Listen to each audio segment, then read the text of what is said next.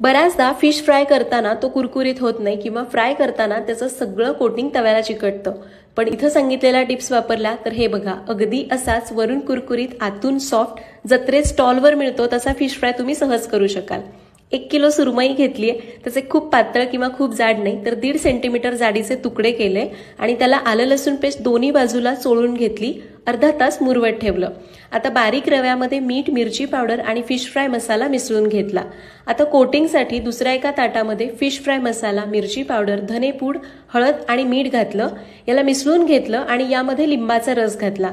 तुम्ही कोकमाचा आगळ सुद्धा घेऊ शकता. आता हे कोरडं वाटतंय म्हणून थोडं थोडं पाणी घालून सरसरीत मिश्रण केलं. मिश्रण असं सरसरीत असेल तर फिशला चांगलं चिकटून बसतं, तव्याला चिकटत नाही. आता या माशांना हे लावून घ्यायचंय. लक्षात घ्या, खूप मसाला लावू नका, नाहीतर माशापेक्षा मसाल्याची चव जास्त येते. आता याला रव्यामध्ये असं घोळवून घ्यायचं. तवा तापत ठेवलाय, तेल घातलंय. तवा मध्यम गरम झाला की त्याच्यामध्ये जेवढे बसतील तेवढे माशांचे तुकडे टाकायचे. मध्यम आचेवर एक बाजू 2 मिनिटं शेकायची. न झाकता शेकली की तिला उलटून घ्यायचं. दुसरी बाजू सुद्धा 2 मिनिटासाठी शेकून घ्यायची. फक्त शेवटचे 5 सेकंद दोन्ही बाजू मोठ्या आचेवर फ्राय करायच्या, म्हणजे मग मासा जास्त वेळ कुरकुरीत राहतो. इथं सांगितलेल्या टिप्स नक्की वापरा. तुमचा फिश फ्राय अगदी बाहेर मार्केटमध्ये मिळतो ना तसाच कुरकुरीत होईल. रेसिपी